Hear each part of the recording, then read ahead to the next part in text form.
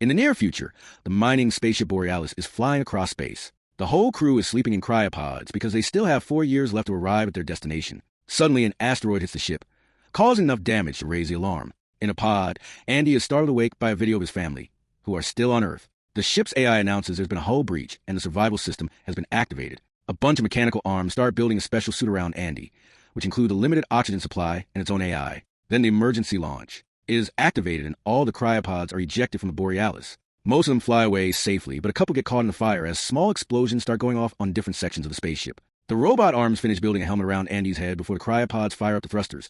However, when they enter the atmosphere of the nearest planet, the gravitational pull is so strong that the cryopods start falling at dangerous speed. Some of them even catch on fire and explode on the way down. Andy's pod opens its wings, but they start breaking and the pod loses its thrusters. Suddenly it hits some elevated terrain, and it crashes, sliding down the hard land for a few seconds until it finally stops against a pile of dirt. An unconscious Andy sees a quick vision of his family before waking up, and the AI thinks he's having a heart attack, but Andy deactivates the defibrillator just in time. He looks out the window and notices he's stuck in a deserted land. When he tries the radio, nobody answers. Suddenly the pod moves, and the AI explains they're on unstable terrain, so he needs to leave. However, when he tries to open the pod, nothing happens. Then Andy checks the survival kit, only to discover he doesn't have a flare gun because his rank is low. Kicking the door doesn't do anything either, so Andy tries with a fire extinguisher, which finally breaks the glass. As he tries to get out, the pod rolls on its side, and he falls back inside. The broken glass damages his suit in the process, and he starts losing oxygen. Thankfully, he has repair spray that quickly closes the tear. At that moment, the engine short-circuits and starts a small fire behind the seat. Andy hurries to grab his sons' toy and move some dirt to finally get out of the pod, which is now under heavy smoke. He looks around and notices the Borealis on fire falling from the sky until it crashes on the planet, causing a huge explosion. The resulting shockwave hits Andy and makes him fall. He recovers quickly and asks the AI for some information, discovering that the ship only made it halfway through the journey and that he's on unmapped territory. There's a light in the distance, so Andy starts making his way there while trying to contact others on the radio. After walking for a while, he finds half of the Borealis on fire and a pod nearby. He checks inside to grab the oxygen tank and is startled by the falling body of a fellow crew member. When he takes a closer look, he discovers the oxygen tank's broken. Andy then leaves without noticing the blood and slashes on top of the pod. Minutes later, Andy finds a bunch of SOS lights surrounded by a very strong wind. This has been set up by Dwayne, who has retrieved some equipment and is already considering getting meat from the bodies for food. He managed to look at the NAV log before the crash and learned that the company took a shortcut through an asteroid belt to save fuel, which is why they're on an unknown area. Dwayne is trying to use the equipment to send an SOS message to Earth that will take 8 months to arrive, and if the rescuers use a fast ship, they'll be here in around 2 years. Andy is starting to lose hope, but Dwayne points out they may find a means to survive in the other half of the Borealis. When he steps back, Andy accidentally unplugs the machine and turns around to fix it. At that moment, a mysterious creature jumps in and captures Dwayne, leaving without a trace. When Andy finally turns again, he's alone. After sending the message to Earth, Andy takes Dwayne's gun, and the AI reminds him his oxygen levels are low. Andy asks it to set a route to the biggest Borealis piece and starts walking while continuously checking the radio to find other survivors. Eventually, he reaches the edge of a cliff, and the AI admits its system isn't working well. He thinks about his family while screaming in frustration until he hears a noise on the radio. It's another survivor called Naomi. The signal isn't very good, and Andy runs around until he can hear her without static. Naomi is stuck in her pod, and she's searched for the crew's trackers. But sadly, the only survivors are her, Andy, and Dwayne. She sends Andy her location, but the AI warns him that her area is unstable and Andy may not have enough oxygen to reach it. Andy hesitates to take such a risk, so Naomi convinces him by pointing out she has enough oxygen for both of them. For the next few hours, Andy does nothing but walking while chatting with Naomi. Suddenly, Andy hears a weird noise and asks his AI to scan the area, but that function isn't working. When Naomi hears the name of the model, she confirms that AI is supposed to be discontinued, and this is another thing the company did to save money regardless of their crew's safety. It's nighttime by now, and Andy has to be careful while he walks because his helmet lights isn't very strong. He freezes when he thinks he sees something, but he blames it on his imagination and keeps going.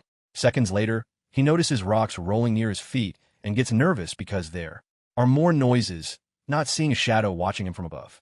At that moment, he finds strange holes in the ground and follows them until he finds a bigger hole covered in cobweb, which makes him realize the little holes are paw prints.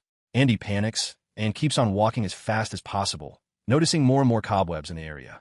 Soon it starts snowing, and Andy notices that the noises sound more like growling now. Something big runs nearby, and Andy immediately hides while turning off his helmet lights. Naomi is surprised because her scanner shows a bunch of crew trackers moving toward him, but none of them are responding. Andy makes the AI link to those trackers, and the signals appear around him at the same time. Naomi says they're right in front of him, but he can't see anything. A flare is shot in the air, and the light reveals a giant spider nearby. Since it ate the crew, it has the trackers in its stomach. Since Dwayne's gun isn't working, Andy screams and starts running only for the spider to try to jump on him. He ends up falling into a crack in the ground, and when he looks up, the creature is trying to reach inside. A terrified Andy continues to run while the spider follows him from above and occasionally reaches in to slash him. Thankfully, Andy dodges all the attacks. However, he's distracted by the monster and ends up falling from the edge of a cliff. Rolling down at such a speed is quite painful, but at least the snow cushions his landing. The spider roars at him from above, yet doesn't come down.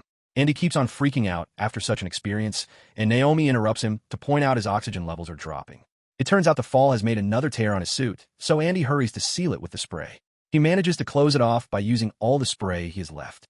At that moment, Dwayne's voice appears in the radio, asking for help because he's fighting off a bunch of spiders. Naomi thinks Andy should help him, but Andy doesn't want to fight monsters and his scanner isn't even working well. However, he changes his mind when Naomi points out Dwayne will have oxygen. As Andy runs among the crash pods, he sees the flares being shot by Dwayne and follows them to finally find him. Dwayne is about to share the monster's weakness when the spider jumps on him again, so Andy has to hide and hear on the radio how Dwayne is killed. He runs to hide behind a different pod, hoping to escape, only to find a second monster nearby, also feeding on bodies. Naomi activates the AI voice and lights in one of the pods, and one of the spiders is distracted by it, allowing Andy to run and hide inside another pod. Then Naomi tries to activate a different pod to distract the other creature. However, she accidentally turns on the lights in Andy's, and he's startled by a body. Thankfully, she manages to activate all the other pods too, and now that both spiders are distracted, Andy can finally run away. Soon the monsters realize they were tricked and start following him, only to freeze when Andy enters a foggy area. After the spiders leave, Andy tells Naomi she should be finding a safe spot too, but Naomi can't feel her legs. She's starting to have a panic attack, so Andy sings the song he used to sing for his son to help her calm down. Afterward, he keeps going and comes across a bunch of fireflies creating a beautiful view with their lights. One lands on his helmet and suddenly turns red to attack him. It can't do damage alone, but soon the other fireflies turn red as well and attack him together. Just running a bit is enough to leave them behind. However, a growling sound indicates the fireflies were scared of something else. Suddenly, the ground opens and a monster's giant mouth comes out to capture Andy, covering him with a nasty substance to keep him frozen in place. Andy is swallowed little by little until every inch of his body is inside the beast's mouth. Remembering the AI, Andy announces he's having a heart attack. The defibrillator is activated and the resulting electric shock is so strong that the monster spits Andy out. The creature is now pretty angry and coming for him, so Andy runs to hide inside something that looks like a tree trunk. There's a hole in the ground there, causing Andy to fall and end up in a firefly nest. The little aliens immediately turn red and start poking him while he runs, only leaving him alone when he manages to get out of the tunnel. Afterward, the AI informs Andy that his current oxygen level will be enough to reach the Borealis, but not likely to reach Naomi, who also thinks he should go to the ship. Andy refuses to give up now and keeps running in her direction.